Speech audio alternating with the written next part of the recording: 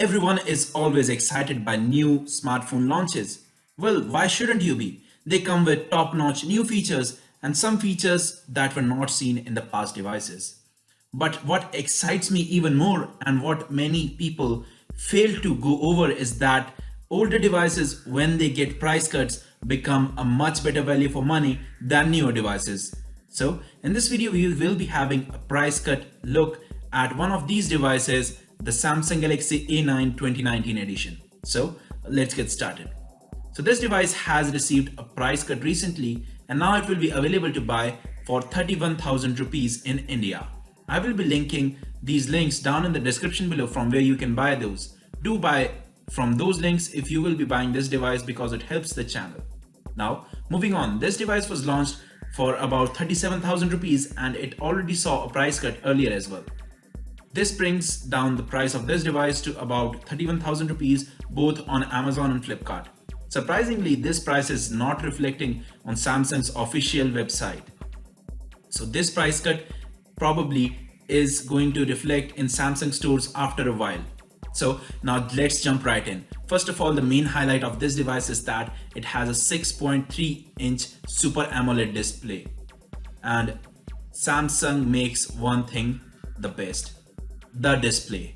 This display is just gorgeous. This is a Full HD Plus display. This is not a Quad HD display, but still I think this is a great display.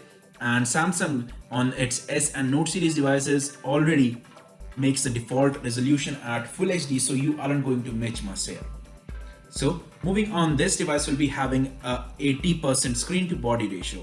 This device runs on Android Oreo 8.0 and it is being planned to be upgraded to Android 9 Pie, and Samsung is already testing this one as we have seen from leaks recently. Now coming on to the chipset, and this is probably the biggest downfall of this device. This device runs on the Qualcomm Snapdragon 660 system on chip. Now that is a little surprising to see at this price segment of 31,000 rupees. Though it's not surprising because some devices from Oppo and Vivo also come with such meager specifications at this price point, but you can see the Snapdragon 660 even on much cheaper devices like Realme 2 Pro or the Asus Zenfone Max 2 Pro. So, but that's what you get. Now moving on, the good part is that this device comes with 6 gigs of RAM and 128 gigs of internal storage, so that's great. And it also has a micro SD card slot with which you can expand the storage up to 512 gigabytes. And the great thing is that it comes with a dedicated slot for the memory card. Now, the biggest highlight of this device is that it has 4 cameras. I'm not including the front one here. The front one here is a great camera with 24 megapixels, but I'm talking about the rear side. On the rear side, we have a combo, or rather quad combo, whatever it is called, of 24 megapixel, 5 megapixels and 10 megapixel as well as 8 megapixels. So this is a rather interesting combo and it makes for good photography. But now talking about that camera, the only thing that I found lacking here is that the zoom and wide angle cameras are not as useful in the low light performance. Now coming about the software, Samsung has refined its software and it is having less bloatware than devices such as Samsung Galaxy S5 that were the older Samsung, and the performance here is pretty snappy and even the Snapdragon 660 is able to handle it well. And owing to the fact that it has a 3800 mAh battery, the battery life is just stellar here.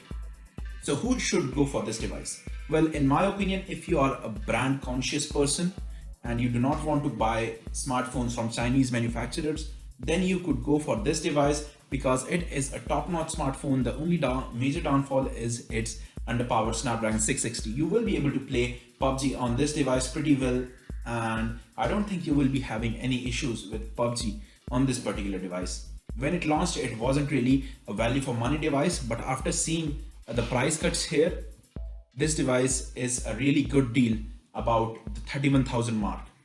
And it has some interesting offers as well, like extra off while you're exchanging a smartphone. And on Flipkart or Amazon, you generally see card offers with Axis Bank, ICICI. So I will make another video if any such offer comes up.